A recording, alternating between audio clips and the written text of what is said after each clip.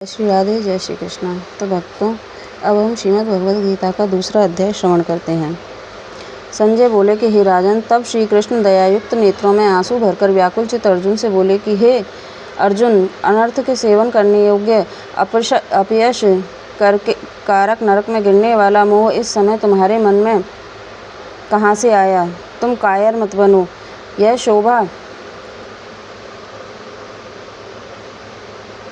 शोभा नहीं देता। तुम हृदय की दुर्बलता को त्याग कर युद्ध के लिए निमित्त खड़े हो जाओ। अर्जुन ने कहा कि हे मधुसूदन, मैं रण में पूज्य भीष्म और द्रोणाचार्य के ऊपर बाण का प्रहार कैसे करूंगा?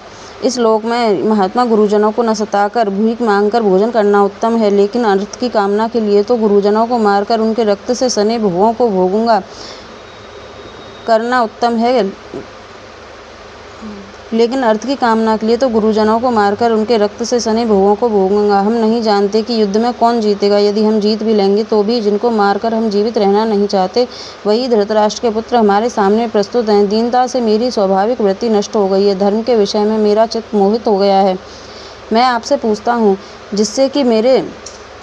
जिससे निश्चय करके मेरा भला हो, वह मुझसे समझाकर कहिए, क्योंकि मैं आपका शिष्य हूँ और आपकी शरण में हूँ। अतः मुझे ज्ञान शिक्षा दीजिए।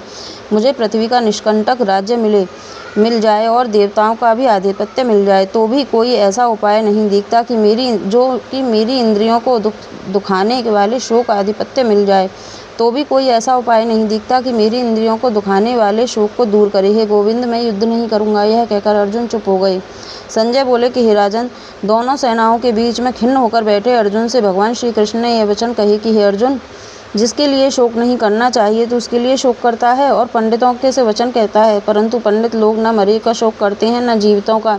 यह बात असंभव है कि मैं पहले न था, तुम भी न थे और यह राजा भी न थे, इसके बाद भी न रहेंगे। जैसे देहधारियों की इस देह में का लड़कपन, जवानी, बुढ़ापा ये अवस्था होती है, वैसे ही मृत्यु के बाद दूसरी देह की भी होती है। इसीलिए पंडित लोग शोक को प्राप्त नहीं होते। इंद्रियों को शब्दादि विषयों से संयोग जाड़ा गर्मी आदि सुख दुख का देने वाला है, आने जाने वाले और नाशवान जानकर इन्हें सहन कर। हे कुरुश्रेष्ठ, सुख दुख को समान मानने वाले जिन वीर पुरुषों को ये बाह्य पदार्थ कलेश नहीं देते, वह मोक्ष पाने के अधिकारी हैं। असत का तो अस्तित्व नहीं है और सत का अभाव नहीं है। इस प्रकार दोनों को ही तत्वज्ञानी पुरुषों ने देखा है। जिसमें यह सारा संसार व्याप्त है, उसका विनाश करने में कोई समर्थ नहीं है। इस अविनाशी, अचिंत्य और नित्य जीवात्मा के लिए कि ये सब शरीर नाशवान है। अतएव हे भारत, तुम युद्ध करो। जो पुरुष इस आत्मा को मारने वाला तथा जो मरने वाला मानते हैं, वे दोनों ही ज्ञानी नहीं है, क्योंकि यह आत्मा न मरती है। आत्मा न कभी जन्मती है, न मृत्यु को प्राप्त होती है, न कभी जन्मी थी, न कभी मरेगी। यह अजन्मा, नित्य, कभी न घटने वाली और सनातन है। शरीर के नष्ट होने पर भी वह नाश को प्राप्त नहीं होती। जो पुरुष इस आत्मा को नित्य, अविनाशी, निर्विकार और अजन्मा जानता है, वह किसी को प्राप्त नहीं होती। जो पुरुष इस आत्मा को नित्य, अविनाशी, निर्विकार और अजन्मा जानता है, वह किसको घात करावेगा और किसको मारेगा। जिस प्रकार मनुष्य पुराने वस्त्र फेंककर नया वस्त्र ग्रहण करता है, उसी प्रकार आत्मा पुरानी देह को छोड़कर नई देह धारण करती है। आत्मा को शस्त्र नहीं काट सकता, अग्नि जला नहीं सकती, जल भिगो नहीं सकता, वह न भीग या गल नहीं सकती और न सूख सकती है। यह अविनाशी, सर्वव्यापी, स्थिर, अचल और सनातन है। यह इंद्रियों से जाना नहीं जा सकता, यह कल्पना से भी परे है और इनमें हेर फेर नहीं हो सकता। इसीलिए ऐसा जानते हुए तुम्हें शोक करना उचित नहीं है। महाबाहो, यदि तुम इस आत्मा को नित्य जन्म लेने वाला मानते हो तो शोक नहीं करना चाहिए, क्योंकि जो जन्मा है उसकी मृत्यु है, जिसकी मृत्यु हुई है उसका जन्म होना निश्चित है। अतः जो बात अनिवार्य है उसके लिए सोच करना व्यर्थ है। जन्म से पहले क्या था, किसी को किसी की बात का सोच करना जन्म से पहले क्या था किसी को मालूम नहीं था। मध्य में कुछ प्रकट होता है, फिर मरने से पीछे क्या होगा कोई नहीं जानता। ऐसी दशा में किसी बात का सोच करना क्या तुमको उचित है? कोई मनुष्य तो कोई इस आत्मा को आश्चर्य से देखता है, आश्चर्यवत वर्णन करता है, कोई आश्चर्यवत मानकर सुनता है, परंतु कोई देख कह व सुनकर भी भली प्रकार नहीं जानता।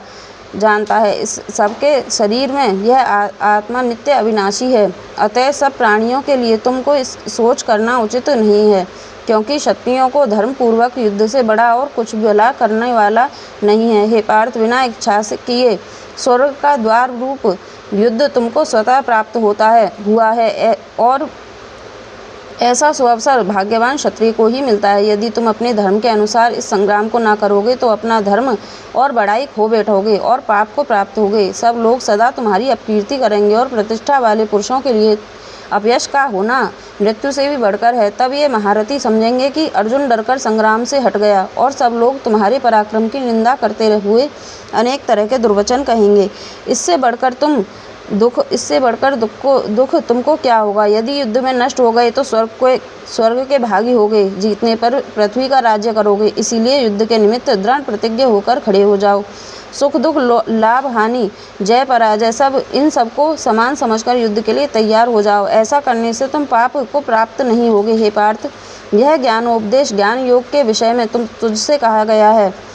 अब निष्काम कर्मयोग के विषय में सुनो। जिस ज्ञान को पाकर कर्म बंधन से तेरी मुक्ति होगी। कर्मयोग मार्ग में एक बार प्रारंभ किए कर्म का नाश नहीं होता और विघ्न पड़ने पर भी शुभ फल तथा इस कर्म का केवल प्रारंभ ही संसार के भय से छुड़ाकर पूर्ण ब्रह्म प्राप्त कराता है। निश्चय करने वाली बुद्धि इस निष्काम कर्म में एक ही कामना वाले पुरुषों की बुद्धि एकाग्र नहीं रहती, उसकी शाखा प्रशाखाएं होती हैं। ऐसी दशा में मनुष्य संदेह में रह जाता है। स्वर्ग सुख को ही जो उत्तम पुरुषार्थ समझते हैं, उनका कामनाओं से चित्त व्याकुल होने के कारण निश्चयात्मक बुद्धि से मोक्ष साधना उत्पन्न नहीं होती, कारण कि उनका चित्त भोगादि में सदैव निमग्न रहता है। जिन मनुष्यों का चित्त इस प्रकार